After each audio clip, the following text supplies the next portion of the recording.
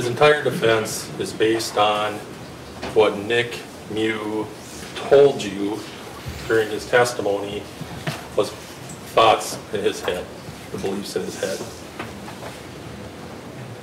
What do we know about Nick Mew?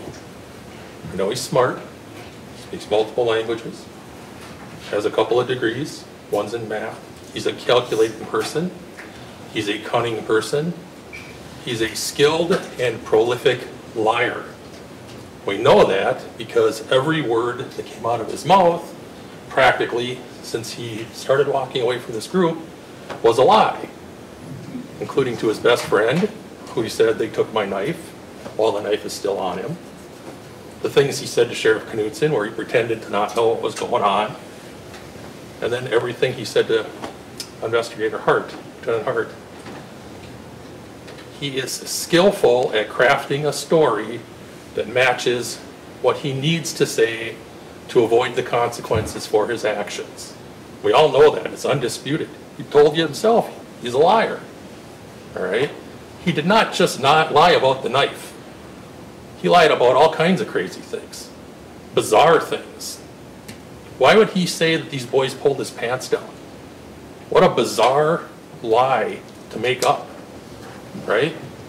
Why would he say that two boys pulled knives on him? He's got to say that because he knows what he did wasn't justified. He thinks to himself, if I say one boy pulled a knife, that would be good, but if it's two, that would be better. So he crafts this elaborate story. His entire defense rests on you believing what he said on the stand yesterday. His testimony was a disaster. He got caught in several lies on the stand. He changed his answers a couple of times when he realized that what he said wasn't helpful to his defense, right? He consistently remembered details from July 30th, 2022 that benefits his defense, but doesn't remember anything about what he did, any of the facts, any of the stories that he told Lieutenant Hart. How is that possible? That he can only remember the facts, the beliefs he had that assist his defense, and nothing else? How many times did he say on the stand, I don't remember, I don't remember, I don't remember? He repeated it over and over and over again because he doesn't want to answer questions about what he did because he knows dang well it wasn't justified.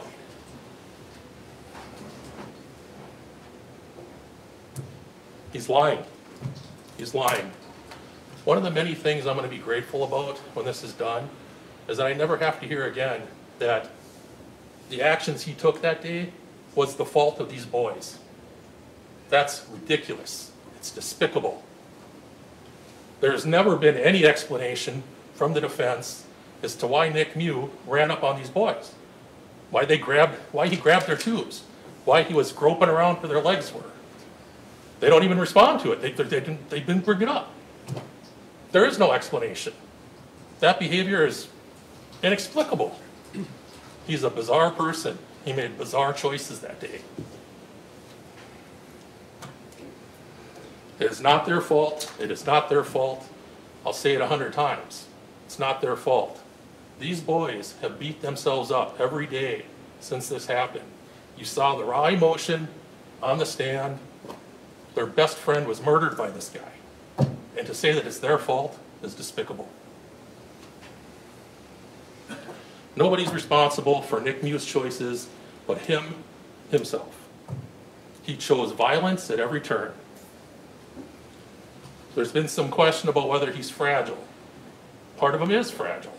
His ego is fragile. As his attorney had said early last week when he's questioning these boys, you were trying to humiliate him. You were trying to insult him. You were taunting him. He was humiliated. He was insulted. He didn't like these boys treating him like that.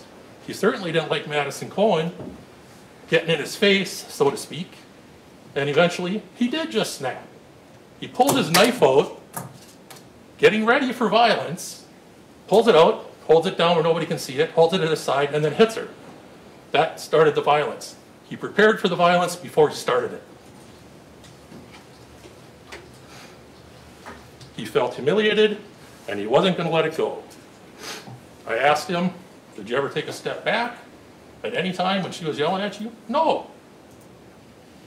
With no explanation.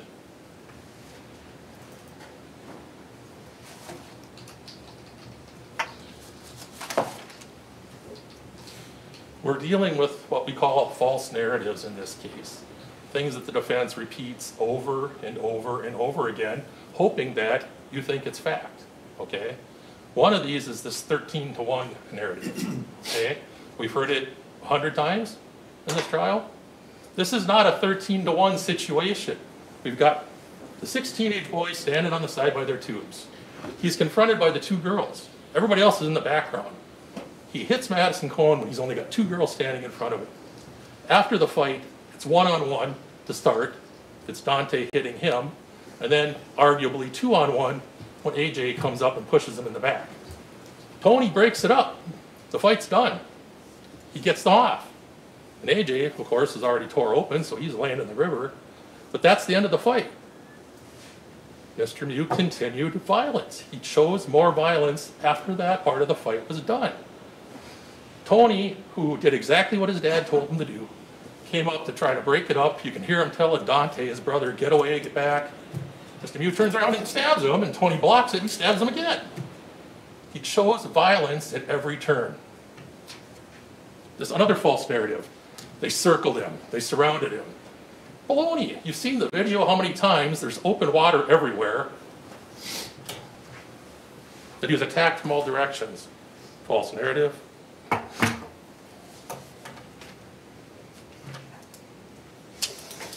He said that Owen Peliquin testified that they stuck around because they wanted to see how it played out. That's true, but what he didn't mention is that Owen also said he wanted to make sure he didn't do anything to this woman. And you know what? Those instincts were exactly right.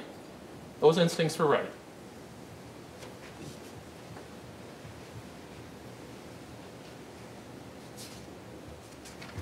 He keeps talking about how these boys wanted to make a video. Well, they were making a video. And what does that matter? They didn't start the violence. None of those boys laid a hand on him, despite the fact that he touched both Joanne Cockfield and Landon Wire when he ran up on them in their tubes. Nobody laid a hand on him until after he had already stabbed a number of people. Isaac Schumann tried to stop him. He got killed for his efforts.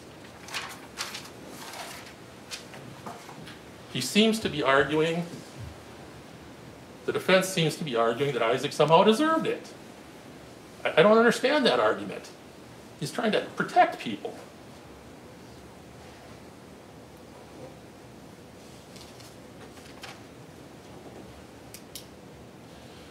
He calls Maddie Cohen the queen of the river, and he calls her a bully, calls her a number of other unkind things.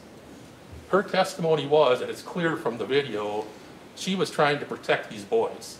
She saw that he was over there doing something, that it was freaking them out. She tried to protect them. You know, maybe if we had more people on the river trying to protect people, the world would be a better place.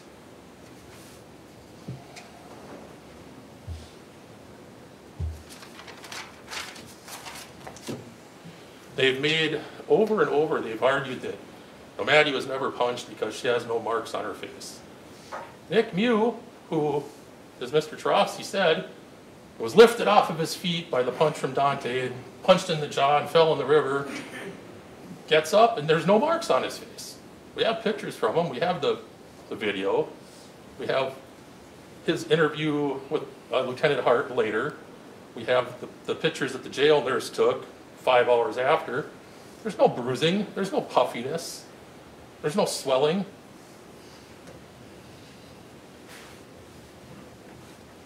The fact that they're arguing that Maddie had no mark doesn't matter because he didn't either. It happens. They're trying to say that he was terrified. His face tells a different story. He has expressions of anger. He has expressions of, I guess, humor. He's smiling. He's smirking. Well, after he has his knife out, he clearly feels comfortable. There's no look of terror in his face at any time.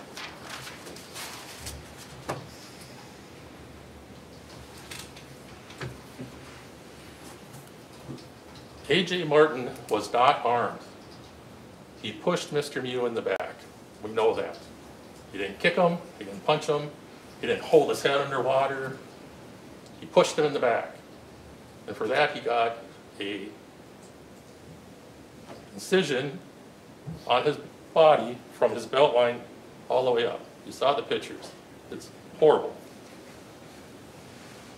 He used no weapon against Mr. Mew.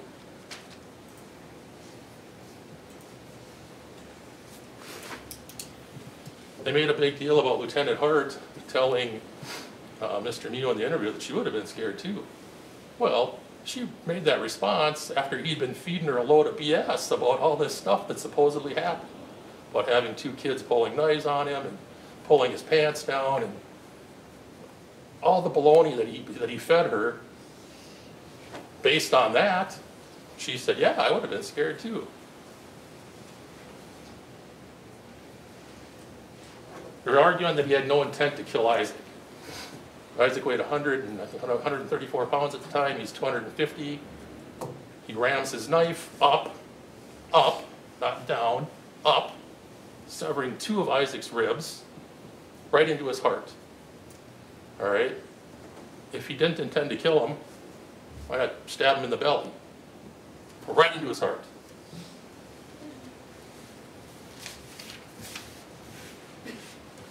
We've heard no explanation whatsoever as to why he stabbed Riley Madison.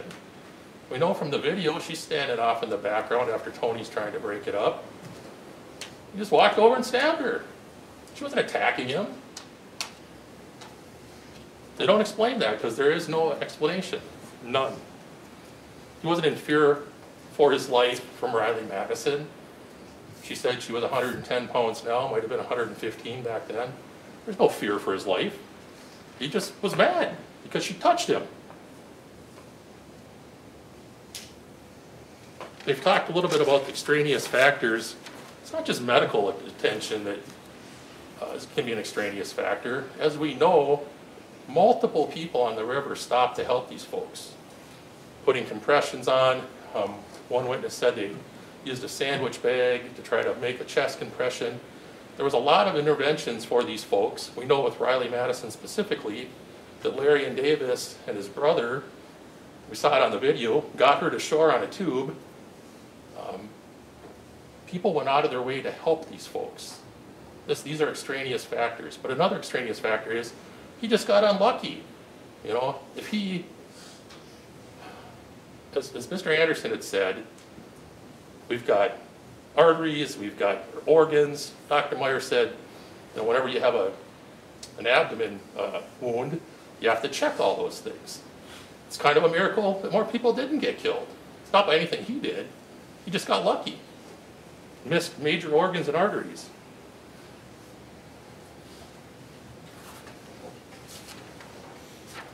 The bottom line is he had 4 hours from the time that he was arrested to the time that he concocted this ridiculous story about the boys pulling knives on him and pulling his pants down and all this other bizarre baloney. He used his intellect, because we know he's smart, to craft this story. And he was very deliberate and detailed because he wanted to come up with a story that he thought would be sufficient to convince people that he acted in self-defense. We know he lied about all of it. So now today, he's saying, well, sure, I lied about everything I said when I talked to Lieutenant Hart about what happened, but now I'm telling the truth. So now believe me. No, no, no. You have my full confidence. I know you're going to return a just verdict of guilty and deliver justice to Isaac Schumann and everybody else who got hurt by this man. Thank you.